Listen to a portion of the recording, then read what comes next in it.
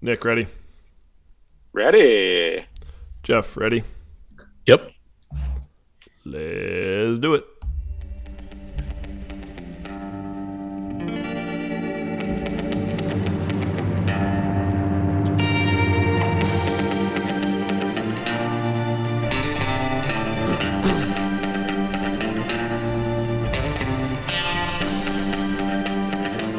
Freshly picked and ready for consumption. Here comes another round of the Radishcast. Another Radishcast coming in for you. I'm your fearless commissioner and Halloween party planner, Mike Fisher. Along with me, just like every time, I'm my co-host, Nick Spillstole, and Jeff So Close Gregory. Let's turn some rumors into facts.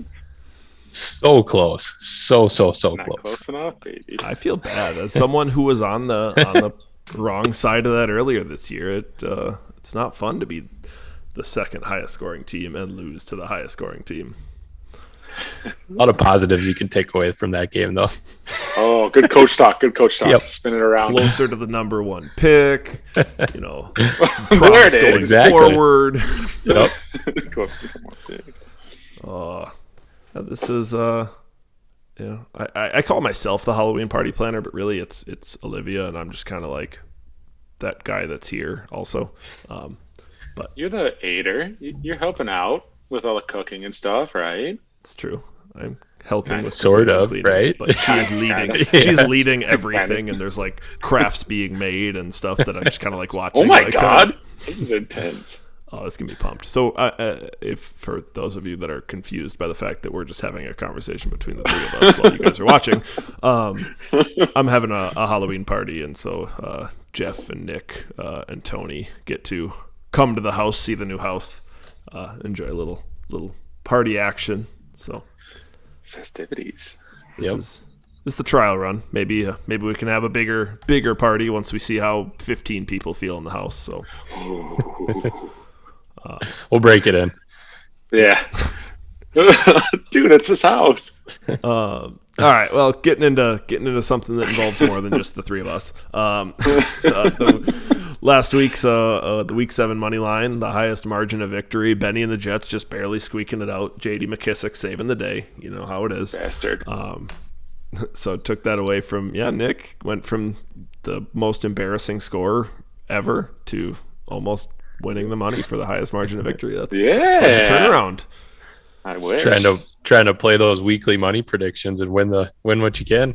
Hey, I'm thinking ahead, baby. That's big time. That's big brain strategy. All right. Well, week 8 is the highest scoring QB.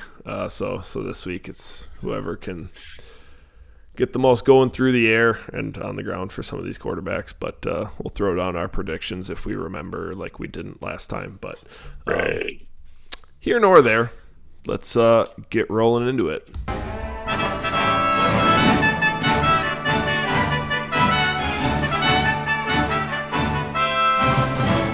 This here's the Radish Recap.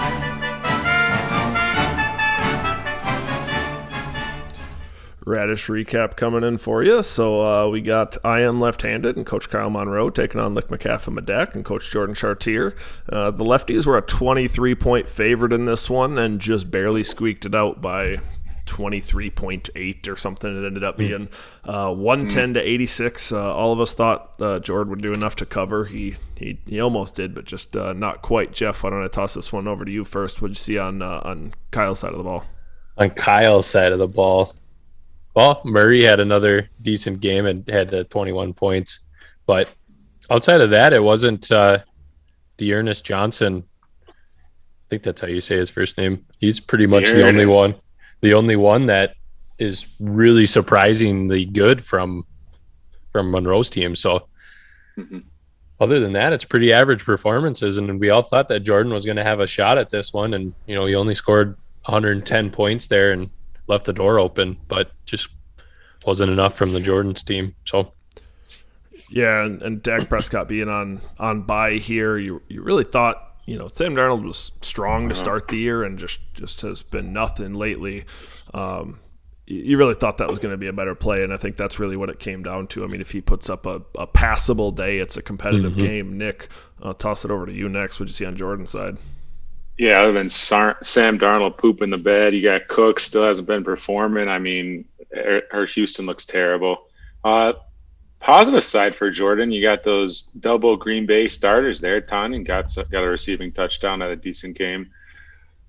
Other than that, and Fournette had a decent game again. Continuous, he's looking good. He took over that backfield. I mean, Aaron Jones not a great game, but yeah, it just sucks. Sam Darnold really was that downfall in this game. Only 2 points. I started him in a different league, and it's just brutal. Mm-hmm. Yeah, juicy matchup too. Tough to ever come back from a 2-point outing from your quarterback, right? I've talked about it before. You just count on those guys to have a little stronger outing. So maybe better days are ahead for Jordan, but not a great one. That whole division, our whole division, is all sitting at 3 and 4, so pretty much reset from square one. We'll right where you want to be. Yeah, that's what you were hoping for. That's what I was hoping for, but I'm sure some of those guys were hoping to maintain a little bit of a lead. So we'll see how that plays out. And speaking of it, we have our next matchup in Ball is Life with Coach John Lamers taking on Grizzly Adams and Coach Alex Cooley. This game had a dead even line. We had it as our game of the week. Ball is Life took it 116-95. We all had that as our prediction there. Nick, I'm gonna toss it over to you first. What did you see on John's side? John's side, continually good performance here. Stafford, great game, like we thought it would be, the little revenge game.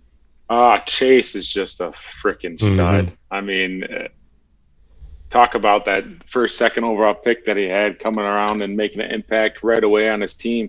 I mean, John's team, we keep talking about it. They look like they might be competitive here. I know he was dealing with some buys and stuff like that. But, his team did enough to win this game. Yeah, for sure. And, kind of, like I said, kind of how we all saw it playing out. 115 for the bye weeks was a pretty good score as far as it's concerned. Cooley, not bad. 95 points put him probably right about average, maybe even a little above average given how some of the teams scored. But, Mike Davis only getting a point. Having all those running backs, I'm afraid for Cooley that's what it's going to be. It's going to be, trying to chase. It always sounds great in theory, right? I can play matchups, I can get the right guy in there, but it just hurts that much more when you pick wrong. When you think you got a good process and it ends up going the other way. But really across the board, nothing else going on that was anyone that was terrible. Everyone was just okay. He didn't have that breakout guy. Marquez Callaway didn't have a good game, and there was a couple of guys that he could have subbed in there that would have pulled this to be a more competitive game or even swung it the other way, but that's just the way it goes. Jeff, anything else in this one? Yeah, I don't know if this is a recent thing or not, but Cooley benched Koo for some reason, and I thought that was his favorite player on his team. So kind of surprised there, but no, you hit on it. His running back room is going to be tough to predict every single week. And unfortunately, Mike Davis was in that lineup and got him a whopping 1 point. Yeah, I don't know. With Mike Davis, I don't know. I even start him going forward. It looks like Cordell Patterson has more rushing attempts last game, too. Yeah. I don't know. We were all wrong on that one. Well, maybe not Jeff. I think Jeff was right. I was right. Yeah. Jeff has great running back takes. We know this. Yes. Listen to me. Yes. Mike Davis is probably crawling his way to my bench and anywhere I've got him for a little bit till he can prove that he's gonna turn it around and really capture a big share of that backfield. So moving on to our next one, we got the Taint Ticklers and Coach Nick Stoll taking on the CLSU Mud Dogs and coaches Joe Harper and Troy Hecht. The Taint was a 1-point favorite in this one. I didn't have the faith, but Taint took it 118-69. Very nice. Yeah, baby. Very nice. So it came out as pretty much like we said earlier, the second biggest margin of victory of the week. It ended up being pretty substantial. Nick, I'm gonna toss it over to you first. Happy with your team here? I mean, Allen Robinson, he is getting put on my bench, and he's going to stay there and think about what he's done this season. Maybe he can break the lineup if he does something or gets traded. Bourne, that passing touchdown. I think I texted you guys early on in the day. I was like, "Fuck you, a good start, baby." Out of nowhere, too. Yeah, I know. Gibby continues. I think the breakdown between him and RB1 J.D. McKissick was like I think 23 and 40 something this week, so not great. I mean, he is playing hurt, but I just hate that not being in there and passing downs in Washington isn't very good. So yeah, it's gonna be that's pretty tough. Jeff, I'll toss it over to you for the Mud Dog side of the ball. A couple big underperformers here that I'm seeing. Yeah, Mahomes is probably at the top of that list with this less than 8-point performance. You won't see that very often. Le'Veon Bell, 1 point. I can't say I'm too surprised at that low outing, but just his wide receiver room too. Nothing too good, nothing too great. Kirk is at 50-yard receiving, had a touchdown, just kind of salvaged the day, and then Pitts is really the only bright spot on that lineup for this week, and he looks good. I mean, Pitts looks like the guy in Atlanta for Matt Ryan, and you got Ridley on the other side there, but it's those two, and looks pretty good. So exciting to see what he does. Hopefully not this week, but moving forward in his career. Yeah, for sure. And yeah, Nick, I'm not surprised you're looking to bench Allen Robinson. It's pretty disappointing. I keep trying to give him a pass every week. I know. But they were switching quarterbacks. This is going to turn it around. But they're going up against Tampa. You got to pass. He's going to get. But it's just that they're just bad. They just can't do anything. They're so bad. I can't imagine starting him. Jeff. I know you got Darnell Mooney. I can't imagine wanting to count on him unless you have to. So it's tough. But yeah, Troy's side. Lev Bell, Keelan Cole. Chris Moore, I still don't even know his first name. That's how great he is. So, yeah, hopefully that was more of a bye week thing, and he'll have some better plays coming up here. But before we get off this game, I see something in my notes. Jeff's worst coach of the week. Yep, Troy's got it this week. Scored the lowest amount of points in the weekly matchups. Really didn't have anyone other than Pitts, like we talked about, that went off and did a good game. So because of that, there just wasn't a lot of good things coming from the Mud Dogs this week. So he's the worst coach of the week. Yeah, it's unfortunate week to be a Mud Dog. Strong start to the season, couple losses lately. We'll see which direction it goes from here. But moving on to our next one, we got the Aaron Rodgers football team and Coach Tony Fisher taking on Benny and the Jets and Coach Ben Stelzer. The Jets were a 7-point favorite in this one, took the win 123 or 121 to 71, pulling out the largest margin of victory. Benny had a solid week. No Delvin Cook, no Stephon Diggs. Managed to put up 121 points. That really has to bode well for his team, and it came on the back of another great game from Gesicki, another great game from Kupp.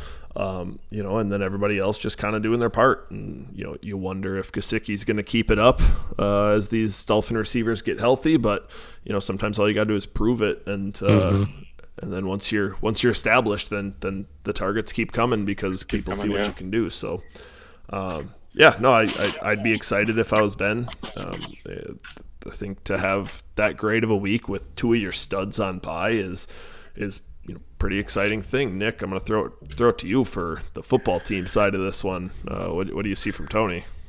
Well, we came into this looking at it, and it's just a disgusting lineup he threw out there with all the buys you had, and Mills making that trade.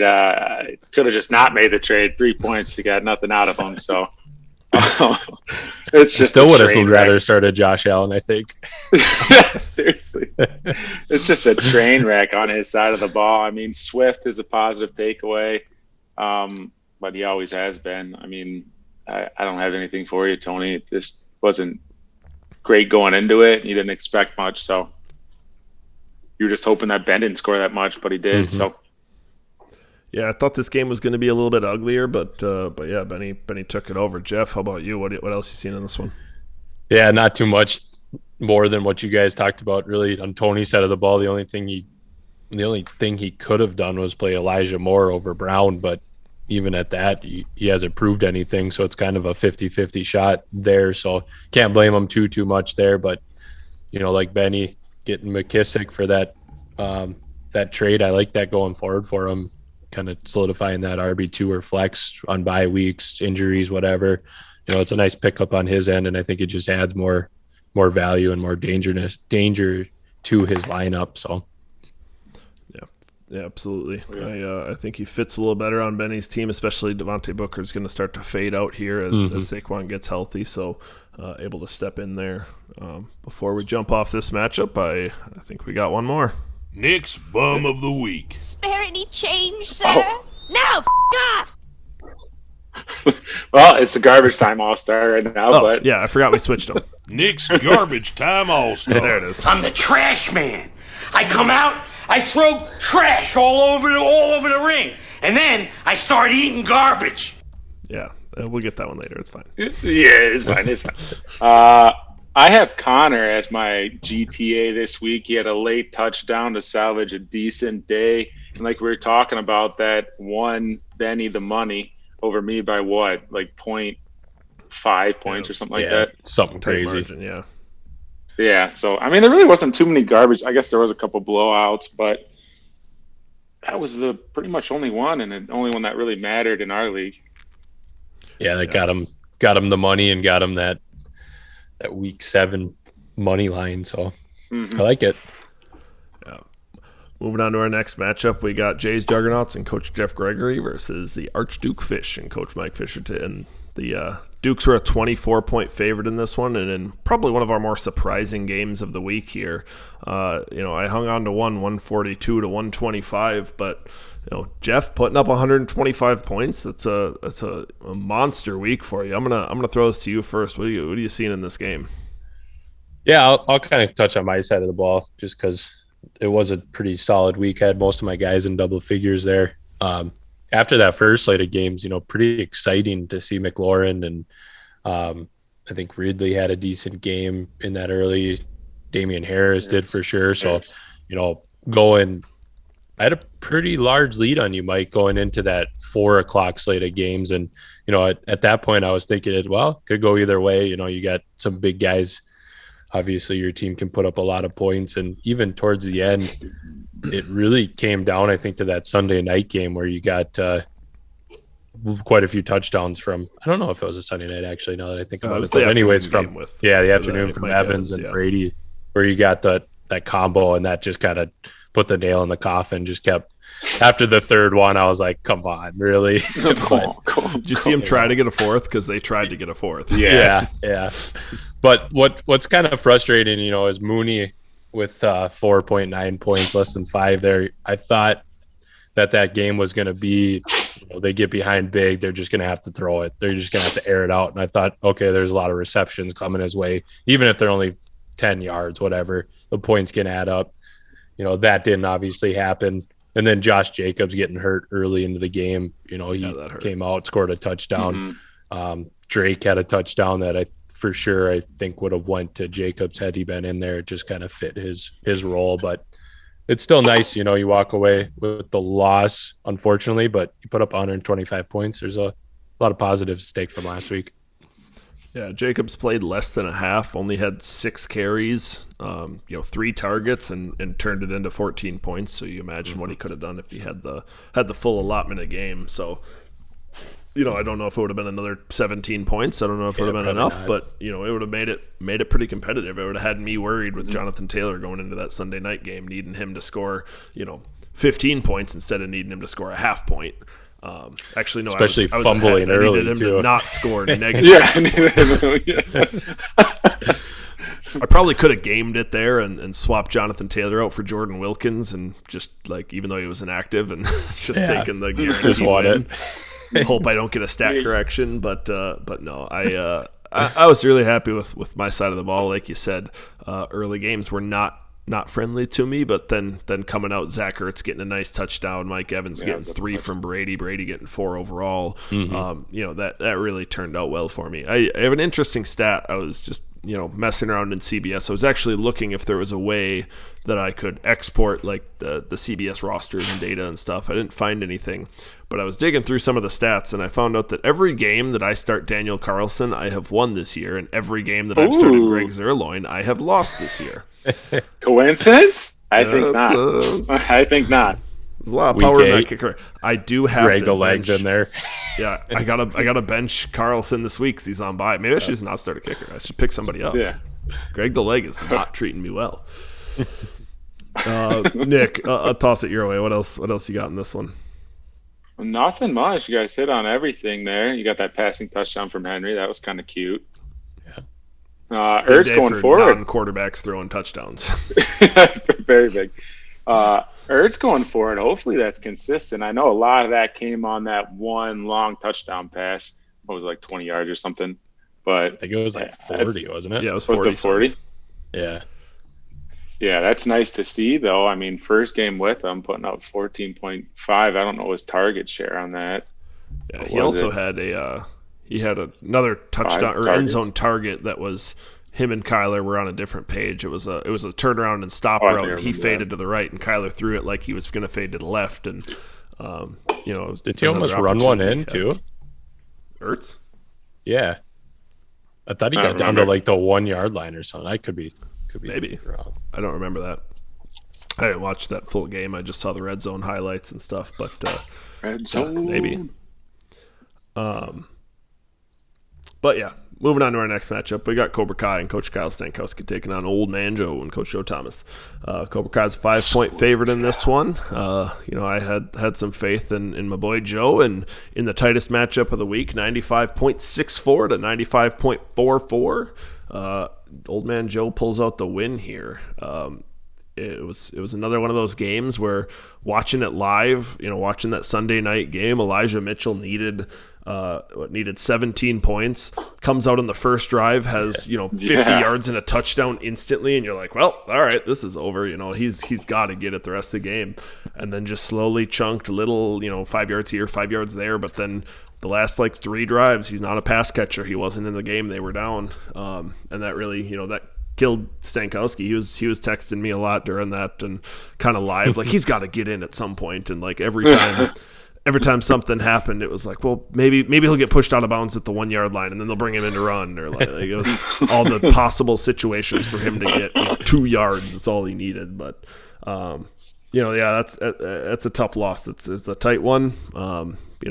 Jeff, I'm gonna toss it to you. What are you seeing in this game? Yeah, just from a standing point with Ben winning and Kyle losing this one, that's got to hurt even more. He drops a full game back in their divisional race. But looking at Joe's side of the ball, that Burrow play was nice. He was solid that game, and you love to see what you saw to AJ Brown putting up over 23 points. He looks like he's healthy finally and just going to keep dominating like we thought from the beginning of the year. So Joe had enough not enough points from his main 2 guys there to get it done. Sanders getting hurt pretty early in the game. That's not good. I don't know how long he's going to be out, but he does have Gainwell on his bench. So going forward, it'll be a nice plug and play there. That's all I really have on that one. Yeah, I think Gainwell will be a solid player coming in for him here. Nick, maybe a little bit on Stank's side of the ball. What did you see? Oh, nothing much. Devontae doing Devontae things. 16 points there, still good. Hawkinson, I don't know. It sucks, especially, I'm talking about redraft, drafting him so high, but your expectations were so much higher. And other than the first game or two, he's been terrible, really. 7 might be his highest since, he had an 11-point game in there, but it's tough, especially when that offense where there really isn't any other options. It's why besides Swift. So you would assume he would get more fantasy points, more targets thrown his way. But yeah, that's all I had. Nothing much on that. It just sucky loss. Yeah, I think Hawkinson, I think this is a more realistic expectation than the first 2 weeks were. If you look at his first 2 week outings, 8 catches on 11 targets, 97 yards and a touchdown, 8 catches on 9 targets, 66 yards and a touchdown.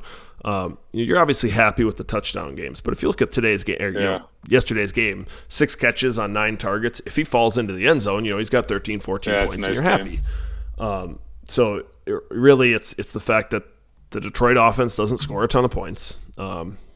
He's getting 9 targets, but they're just not high value targets. They are what they are, and so I think in the tight end landscape, if you've got a guy that can consistently get you 6-7 plus points a week, I think there's something to be said there. He's not the difference maker that Kelsey or Waller or Pitts is turning into, but I think he's solid enough. So,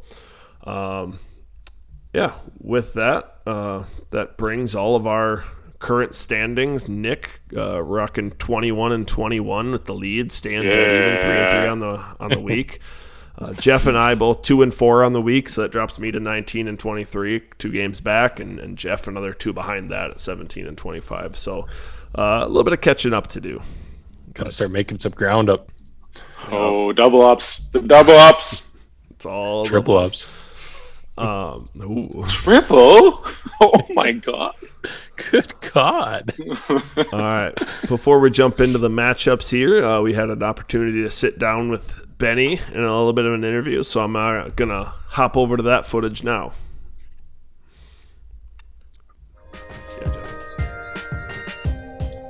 All right. Well, welcome in to Coach Ben Stelzer. Thanks for joining us on the show. Thanks for having me. Glad we could get you between practice, between whipping the boys into shape. Yeah, a little over a weekend now. We got 1 scrimmage in the books last Saturday and got our second one this Saturday. So looking forward to see how we show up Saturday. How'd the first one go? So the first one was against Stevens Point, and that was the worst Stevens Point team I've ever seen. Oh, they're definitely down. All in all, I think we played all right to pretty good after watching the film, but this weekend against Oshkosh will definitely be a better test, and we'll get a better gauge of kind of where we're at against better competition. Nice. Well, jumping right into some fantasy here. Ben, starting to take control of your division a little bit. You're sitting here at 5-2, got the lead over Stank, got a couple game lead over Nick and John. Looking through that division a little bit, of those teams, who's the scariest to you? Who are you not so worried about? Maybe rank some of those teams and what kind of worries you have going forward. Say the guy at the top of the list would probably be Stank. Just with helps when he's your main rival is always a little concerned, and you're always concerned with your main rival, and you have the fights one-on-one, but he's also had a lot of success. He's got success from last year, carrying that over. So I'd put him at the top of the list, especially when it comes down to whatever it's week 14 or whatever it is when we got our bet and even more is on the line. Mm-hmm. Yeah, it's interesting. He's the one team too who has the win against you. He's got the head-to-head win against you earlier in the year, so he's got that going for him down the line. If I was you though, I'd maybe be starting to get concerned to the things I've been seeing out of John lately in that division. That's true. Yeah. Not me though. Maybe not so much Nick. After the 50 baller you put up. I don't want to talk about it, Ben. Don't talk about it. Concerned about anything there, though? I mean, John's won, I think, 3 of the last 4. Ever since that Mike Williams trade, his roster has just been looking a lot stronger. He's been putting up a lot of points. And Judy's coming back, too. Yeah, Judy's going to be coming back. He might be gunning for you. Yep. Uh-oh. Yeah, that'll be interesting when Judy gets back and how much he's involved or how many weeks it takes to get more involved. But yeah, John's got a lot of talent, and I guess you guys are all over it, but could be a sleeper. Nice thing is too, Benny, you got that 2-game lead on him, so I don't know if That's true too. Against them head to head or not, or how that played out. Probably did, I would imagine, earlier in the year, but you're sitting pretty good with that 2-game lead halfway through at this point. So I got the next question for you, Benny. Kind of a recap of last week. You were pretty banged up with bye week. Tony, especially, he had had a pretty embarrassing team, a pretty embarrassing lineup that he threw out there. And your team, performed really well. You had 121 points, and that was without Delvin Cook, without Diggs, without Hunt. Some of your your main firepower out there. Just what were your thoughts about that week going into that matchup? Was very pleased. I mean, like you said, Tony had a lot of guys out too. You referred to it last week on the podcast, looking at the two records and hopefully a possible potential playoff matchup in the future. That wasn't our two teams playing each other. It was a shell of them. But just figured it would be kind of a gut out win, but it pleasantly surprised in terms of how much production from my crew that we ended up having. Yeah, coming away with the third highest scoring, week out of anybody. It helped a little bit when Tony had Antonio Brown go down late and didn't have him. Went Devontae Parker down, so his lineup was looking even worse. But I don't think it really would have mattered. Gross. You had 120 points. You'd have beat anybody except me or Jeff this week. So, no, that was nice. And again, it just comes down to these playoff teams that are playing against each other and winning the tiebreakers. So that's very true. In the end, it's gonna hold a lot of weight. So regardless of a down squad that Tony had, a win's a win, and walking away with that, they don't look at it how whoever played. So yeah, Ben, you got to be rooting for Tony the rest of the way because when the end of the year comes and those bye weeks those playoff bye weeks are on the line. If he ends up winning that division over Monroe, you'll have the tie break on him. So that'll be nice. But no, the old lefty squeaked a couple out here so far. Yeah, the lefty, great defense. He's always unreal as defense. All right, I got the next question for you, Benny. So do you think you have enough firepower this year to get it done, make a run in the championship? I mean, you traded for Gesicki. We were questioning it early, but he's been putting up numbers, 18 points last week. Cooper Kupp, I tried to get him from you. You wouldn't budge, and that was a good move because he is going off. Yeah, he might come up later in this segment, but that's a great question, Nick. Earlier in the year, I think we've all four of us, all three, myself with you three, we've all talked about making possible trades, I think, multiple times, and I felt like I needed more firepower, especially after what Mike did with his squad and Monroe and Tony, and kind of looking at some of those top teams from last year, just seemed like they got even better. But I think Cooper Kupp's been huge. Diggs quite hasn't been what he's been last year, but Kupp's kind of offset that some. Delvin's had his injuries. Lockett was hot early, which helped get me a couple W's, but now he's been horseshit, to be frank. So I'm hoping once Russell gets back that Lockett can at least show a little more consistency, and I guess we'll see the second half of the year. I'm hoping it's enough, but we'll see. You look at Cooley last year, I don't think any of us thought he had enough firepower. No. Right. No. I still at the right time. But Benny, that huge trade for a monster running back, J.D. McKissick coming onto the team, that's there it is. RB1. Hey, he won me the weekly prize this past week, so you son of a bitch. Used to the squad already. Every point matters.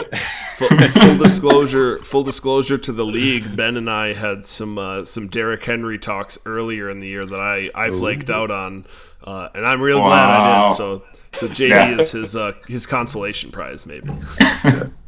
You made the right move. Oh, well, Benny, as with everybody, we're gonna toss you your own segment here. So here we go.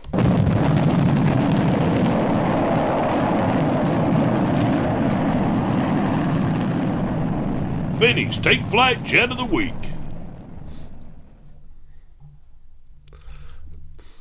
Go ahead and take it away, Ben.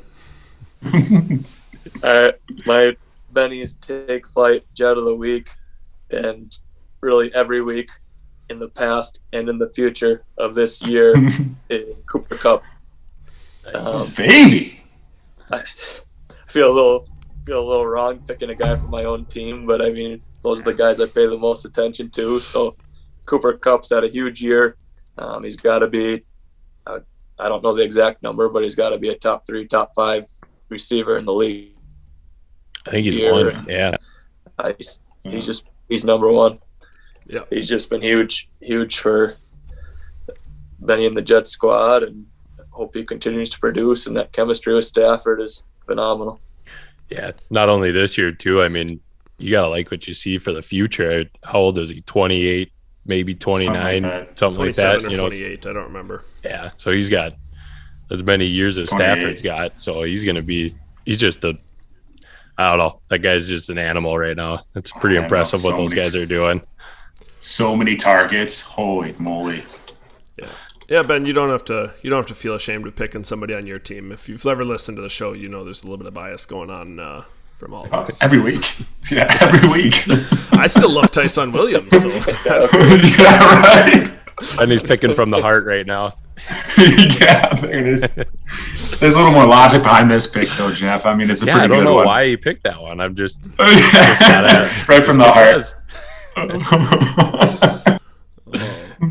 Well, Ben, we appreciate you stopping by. Appreciate you taking the time out of your busy schedule. You know, I'm sure you had to skip a couple practices, reschedule some things for this, but we appreciate it. Well, I appreciate being on. I gotta admit, after watching last week's and Well-Spoken Tony, I read a book for the past 45 minutes to try to prepare myself for this interview.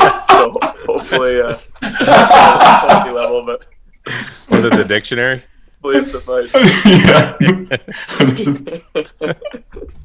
Tried to pick up a few new vocabulary words to drop. Yeah, exactly. Definitely. All right, Ben. Well, we'll let you get back to coaching the boys up. Have a good night. Thanks, Benny. Thanks. You guys. Bye, Benny. All right, that was a fun interview with Ben. You know, the coach holding down the fort. It's always nice. Let's hop into the matchups.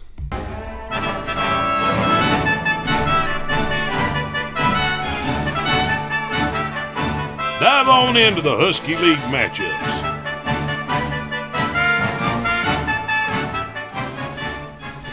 Husky League matchups. We got I Am Left-Handed sitting at 6-1, taking on Ball is Life sitting at 3-4.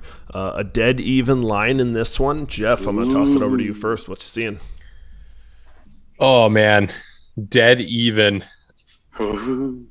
That's tough. I'm going to go with John and Ball is Life on this one. I think his team is rolling. I like that Stafford Henderson against the Texans matchup there. You know, I think Chase, what you saw last week, going against just a bad Jets team, it looks favorable. And, you know, I just think there's enough here with Metcalf going against the Jaguars. You know, that's a favorable matchup as well. You know, it's not that I dislike any of Kyle's matchups or even his players that he's got in that lineup. I think John's lineup is hot right now, and it's going to continue. That's where I'm going. Yeah, and I'm actually going to go ahead and toss it to John as well. I think that if DeAndre Hopkins was fully healthy and I could count on him, I think a game without Jair Alexander would be a great matchup, but I'm just not sold on that.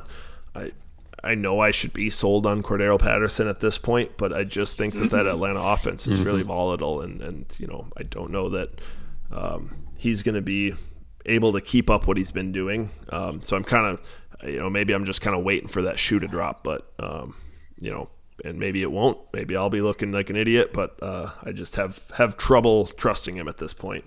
And really where I would expect Kyle to have the advantage is Waller, but him on bye, you know, I like Ricky Seals-Jones more than I like Cole Kmet. And so I'm feeling pretty good about John this week. You know, it's a dead even line, but I'm still going to call it. Mike's against the expert. Are you gonna listen to a big dummy, or are you gonna listen to me? I'm going to give myself a little bit of leniency here because, you know, it's a 6-1 team going against a 3-4 team. So I'm going to take this one there. But, Nick, I'll toss it over to you. What you got? You guys both got John. I was going to pick John. I think I'm still going to pick John, but I think it's tough. I mean, Kyler Murray, it really depends on this game tonight, and we'll really see how it turns out. Yep. Murray could just go off. Hopkins getting touchdown. I think Chuba Hubba is going to have a decent game against Atlanta here too. I think they're going to try and take the ball away from dog shit. Well, I can't remember the quarterback's name. I started him in dog shit Sam Darnold. I think I heard some stat. I think he has 2 touchdowns versus 5 picks in the last 3 games or something like that. Oof. Ouch. It's pretty bad. Yeah, I think they're trying to get away from giving him the ball, so maybe they'll start running it even more. Yeah, and that so actually, I'm taking Ball's life.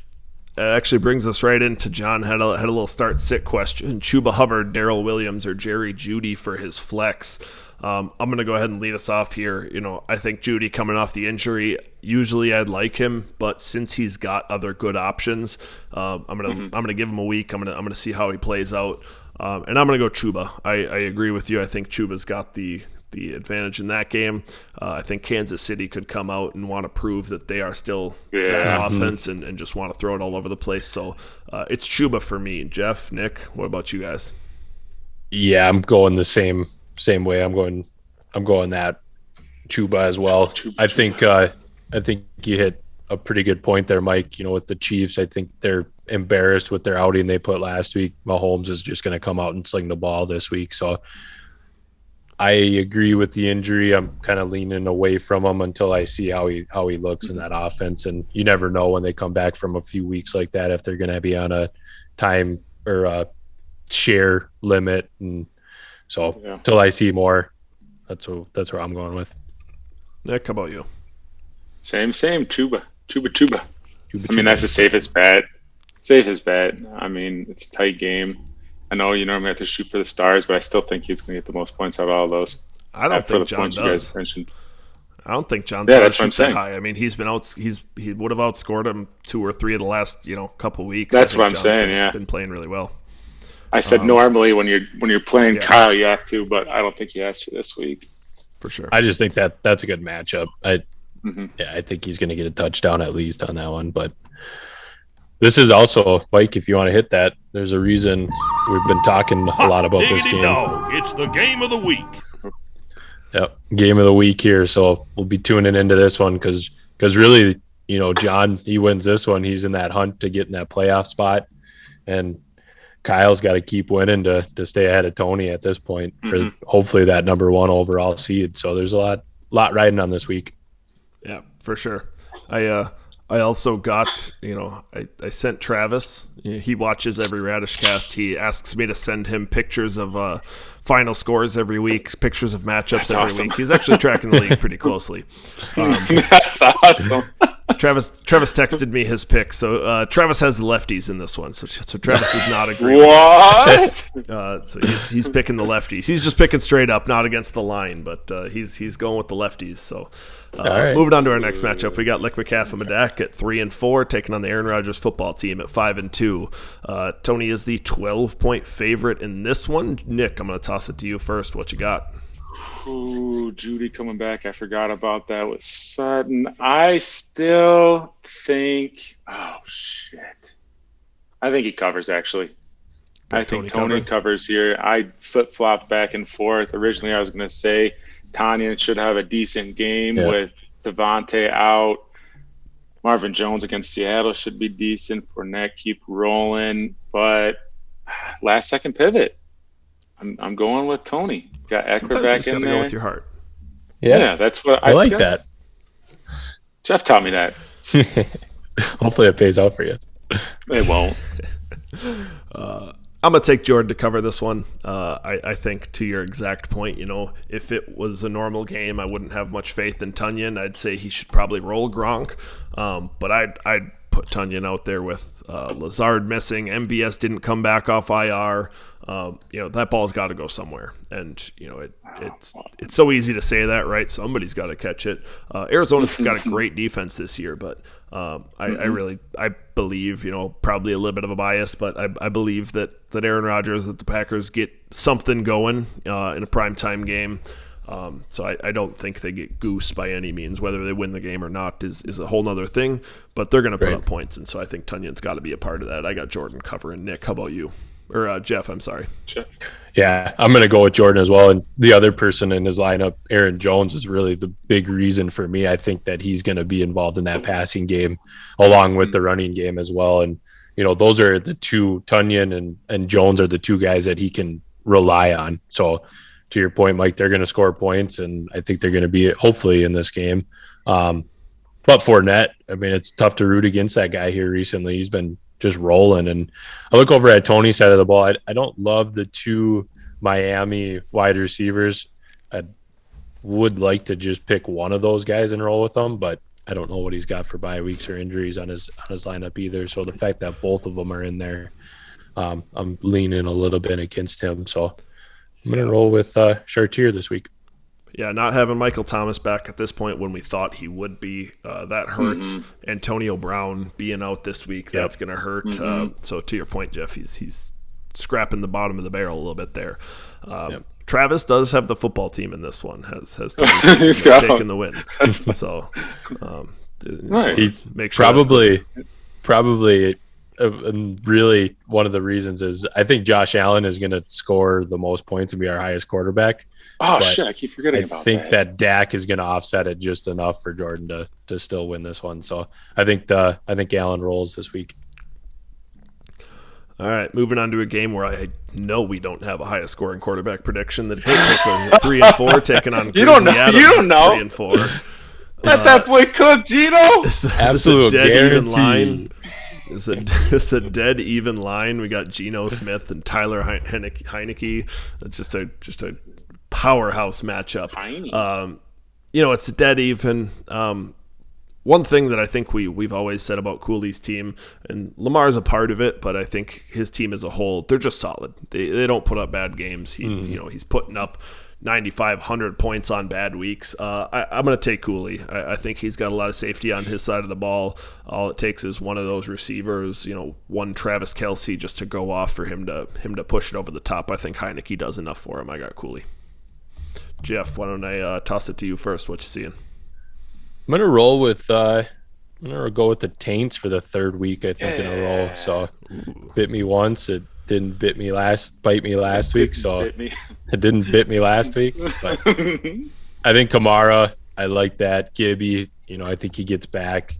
And at some point we've been saying about A-Rob, Nick, he's not in your lineup, but Keenan Allen to that point too, he's gonna start performing, and I think he gets right this week. So I like a lot of your wide receivers. That Randall Cobb playing in there could be a sneaky play there. So Cooley's got a lot of consistent guys that don't have bad games, but I think, Nick, you got some guys in here that could, similar to last week, put you over that 20-point threshold and have some monster games for you.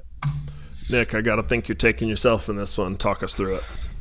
I am taking me in this one. I don't love the Kamara matchup with Tampa Bay. He's using the passing game, so he should be fine. I'm a little scared about Herbert on the other side of the ball there. He's been putting up some great numbers. Tampa Bay last week, I think he put up 13 or 14. I think he's poised to have a great game this week, and Debo's just consistent against that crappy Chicago team. So worried there, but Pittman has been solid. Godwin had a great week last week. AB out. Maybe that bodes well for him. Keenan Allen eventually, right? I think over-under 49.5, so a decent amount of points being scored. Come on, get one touchdown for me, baby. Yeah, I do think that the even line is right. I think this is going to be tight no matter which way it goes. But, according to Travis, I'm on the wrong in this one. He's got the Taint Ticklers, and it's actually Travis Clark's lock of the week. On down. What? He also told me that this was his lock. So this is the lock. I like the confidence, baby. He's got Taint locked in for a win here. That's hilarious. Moving on to our next one, we got Old Man Joe at 4-3 taking on Benny and the Jets at 5-2. Jets are a 13-point favorite in this one. Nick, I'm gonna toss it your way first. What you seeing? I got Benny covering this. Old Man Joe's been putting up some stinkers lately. I think Moore actually will come back with a great game against Atlanta. I know we were just talking about they're going to try and take it out of Darnold's hand, but A.J. Brown continues to be a stud. I think Fan has a decent game this week against that crappy Washington team, but I don't think it's going to be enough to overcome that Cup, Cook coming back. I mean, James Conner, we'll see how he does. The only thing I'm worried about is Booker. Is Saquon actually going to play? I think it's like 50-50 right now. Yeah, I saw a report today that Saquon was in line to get practice reps tomorrow. I don't know what that means. That could mean they're still easing him in. That could mean they're bringing him back. I really, tough to say. But the moment he comes back, you got to think, even if they manage his workload the first couple of weeks, Devontae Booker's got to be out of your lineup. It's Monday night too, so that's the tough part. Yep.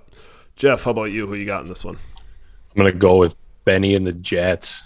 I think Diggs has been kind of an underperformer this year, and against a really crappy Miami team and defense, he could get right. So I like the explosiveness that Ben's team has shown and has the ability to put up a lot of points. So I'm gonna roll with Ben. You look over at Joe's side of the ball real quick. That Gainwell play is intriguing to me, but yeah, I'm going to take Ben as well. 13's not quite enough. If it was a 16, 17-point line, that's where I'd lean back Joe's way. I think Joe's got a lot of firepower there. I think DJ Moore, A.J. Brown, Laviska Shenault, those are all going to be really good plays. But I just don't know, I don't know if Kenny Gainwell is going to get everything, if Boston Scott's going to get a lot of work, if Sanders is even for sure out.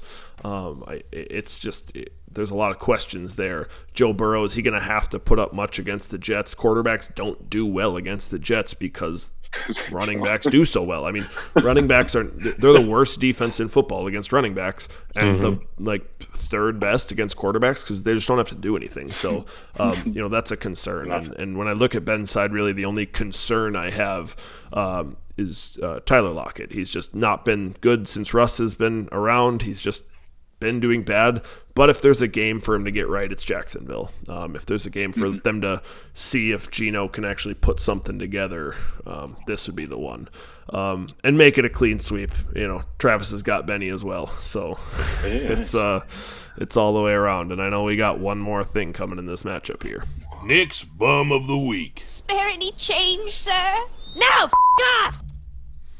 So it kind of builds off what Mike's saying in the opposite direction, though. I think Lockett's going to be the bum of the week. Continue that crappy play. Ooh. I mean, he lives and dies by that moon ball that Russ throws. So Geno's not going to be doing that. I don't care. I know he's in my lineup, and I got to root for him, but that's just not happening. So I got Lockett scoring 50% of. I think he's projected 12.16. He's gonna get right around 6, baby. Ooh, right around 6. All right, well, moving on to our next matchup, we got Jay's Juggernauts at 0-7 taking on the SCLSU Mud Dogs at 3-4. The Dogs are a 4-point favorite in this one. Jeff's going to want us to set about half his lineup in a little bit here, but Nick, why don't I toss it to you first? What you seeing? What do I have down here? I got Jeff covering it. Jeff covering the 4-point line. Yeah, I'm not really sure why I wrote that down because I have the heart, man. Your heart. The heart. The Patrick Mahomes. I'm gonna have him as my highest scoring quarterback, so that's kind of scary. But I think Matt Ryan should have a decent game. We talk about his Carolina defense. I don't know how much of it was really just because they played really, really crappy teams the first couple games. I like Harris. It might be more of a shootout, so who knows how that plays out. It's not in New England, so I imagine the Chargers are going to put up a lot of points. Cooper against Minnesota. No injury designation, right? So it should be good. Yeah, all good. So. That should be pretty decent as well. Coming off, I'm going with you. Yeah, a little time rest. I like it, Jeff. I don't know if I love it, but I like it. Yeah, I like it. I love it. You want some more of it? Love it. Need it. I'm gonna give the nod to the Mud Dogs here. I just talked about how bad of a defense the Jets were. I think if there was a team to start 2 running backs from the same team against, it would be it'd be the Jets. And so P. Ryan and Mixon can both have the ability to put up an okay game. He's got Emmanuel Sanders back, Darius Slayton. There's still a lot of banged up receivers in New York, so I think his window for being relevant is still going on here. And Kyle Pitts, Dalton Schultz, Christian Kirk are all fine plays. I think he's got enough guys there, guys I have more confidence in than Brandon Bolden and then Khalif Raymond and some of those guys. So I got to give the nod to Troy and the Mud Dogs here. Jeff, how about you? Yeah, I tried to start the two running backs against the Jets last week, but Stevenson got ruled out inactive, and 3 of the 2 other guys just dominated. I wish I would have, but I'm gonna roll. I'm gonna go with myself here. 4 points. I think I can cover that. So, I finally have a pretty healthy slate with McLaurin, Cooper, and Ridley. So I'm excited about that.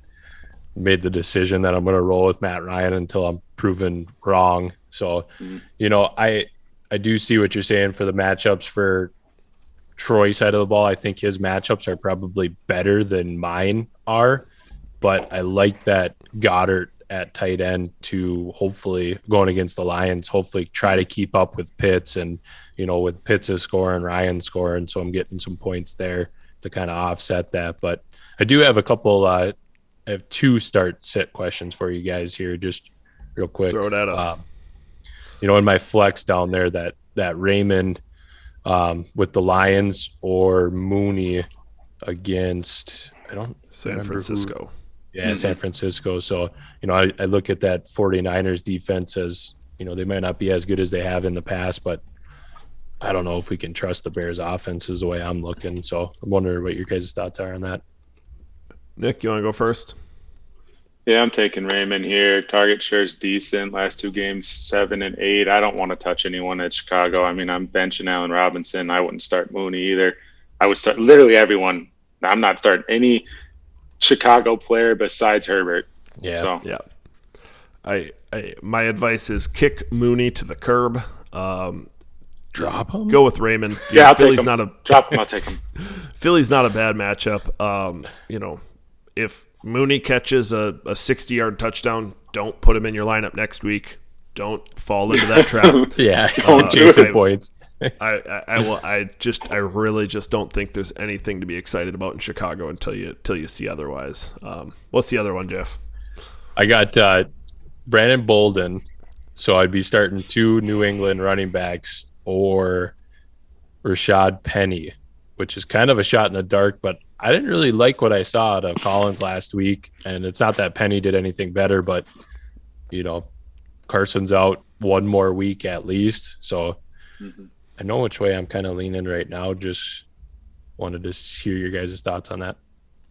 Yeah, so my thought is Penny's out of the discussion for me. He looked terrible. He wasn't involved.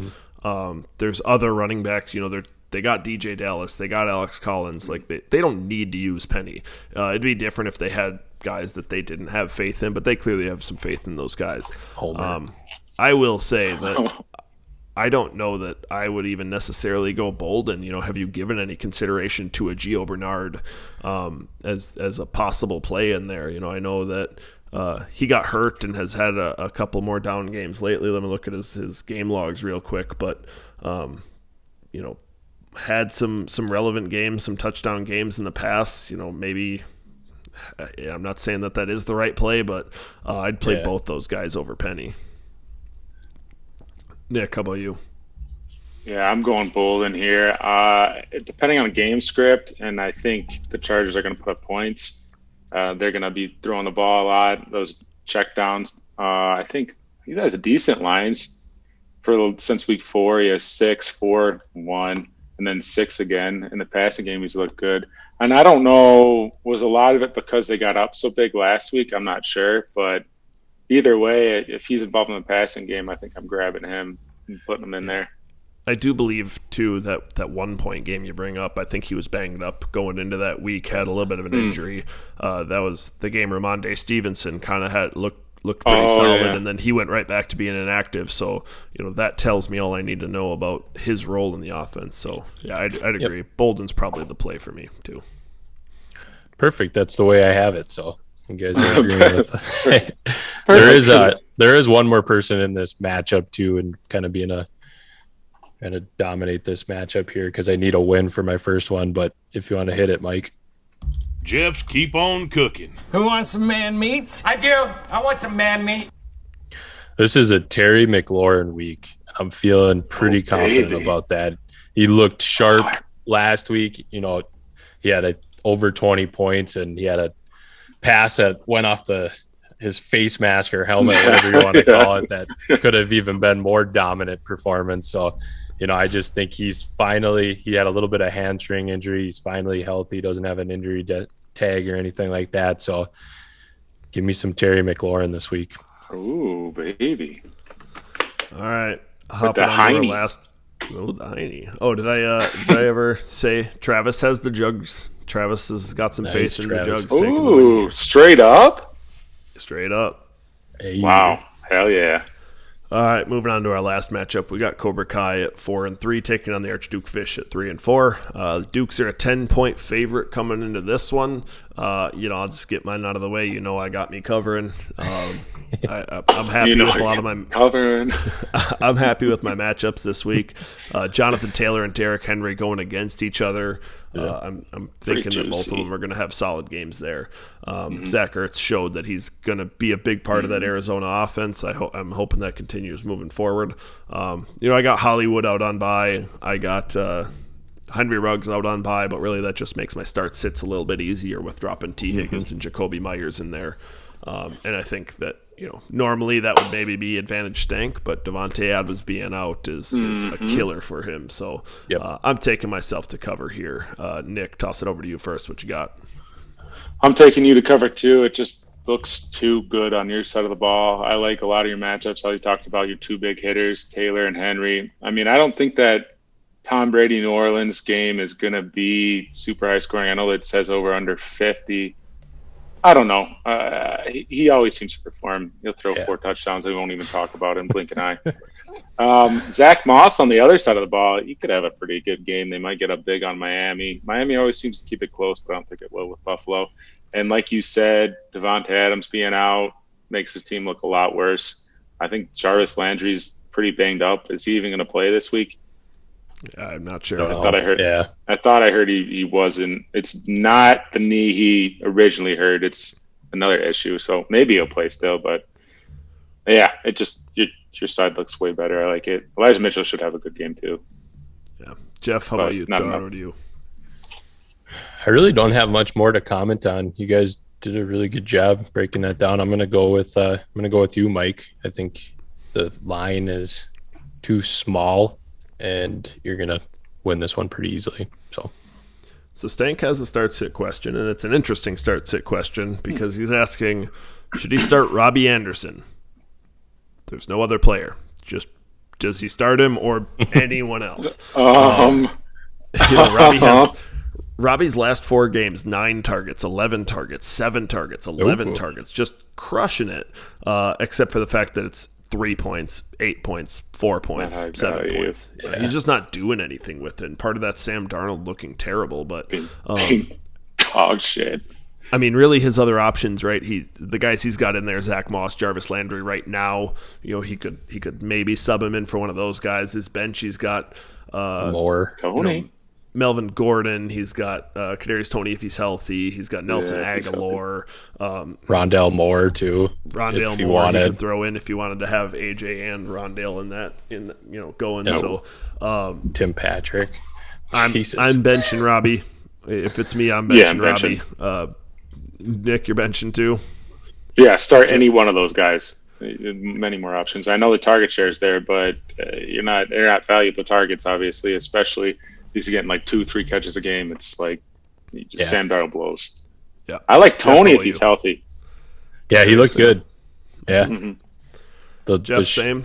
Yep, same. There's too many other options that I like more than Robbie this week. So, all right, Travis has some faith in the Archduke as well. So hopefully that can come through.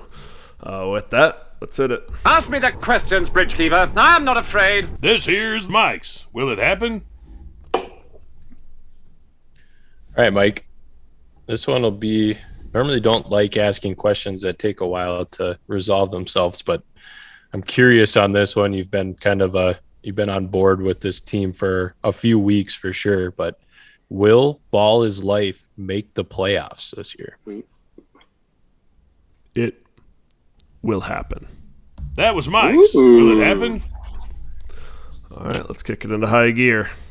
Shut up, baby, I know it. Shut up, baby. I know it. Absolute guarantee. All right, I'll lead us off this week. My absolute guarantee is I got faith in the unbiased opinions of Travis Clark. I got him going above 500 with his picks this week. Oh my Shut up, baby, I know it. Oh yeah. Nick, give it to me. What you got? My absolute guarantee kind of feeds off the Mike will it happen. I got John beating the lefties this week and proving he's a contender. Nice. Shut up, baby, I know it. Jeff, what you got? So my quarterback play is always very difficult to choose, and I always choose the wrong one, it seems like. But of my 3 quarterback options for week 8, I'm going to say Matt Ryan will score the most fantasy points and be the right. Shut up, baby, I know it. Love it. Faith in himself. I did forget to say I got Tom Brady as the highest scoring quarterback this week. I'm just gonna Timothy. Just gonna Throw that bet out on there. myself every week and hope I win Why money wouldn't at ya? some point. Well, about with Gino? that, apologies that this video is coming out a day late. Lot going on in our lives that Wednesday just didn't work for us. So, hope you guys are all not gonna just shun Abandon us, us. unsubscribe, Abandon. dislike the video. I don't know that I've ever disliked a YouTube video before. That's just. I didn't even know you could do that.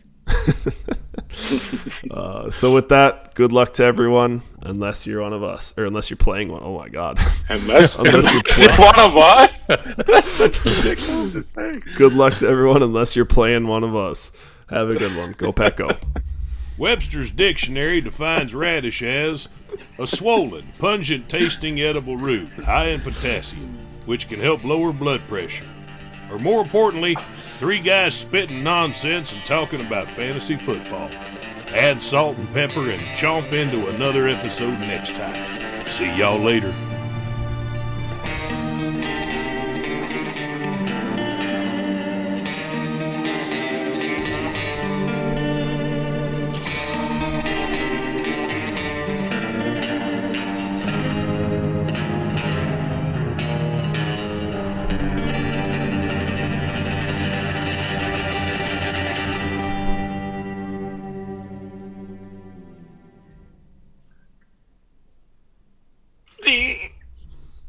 Ah!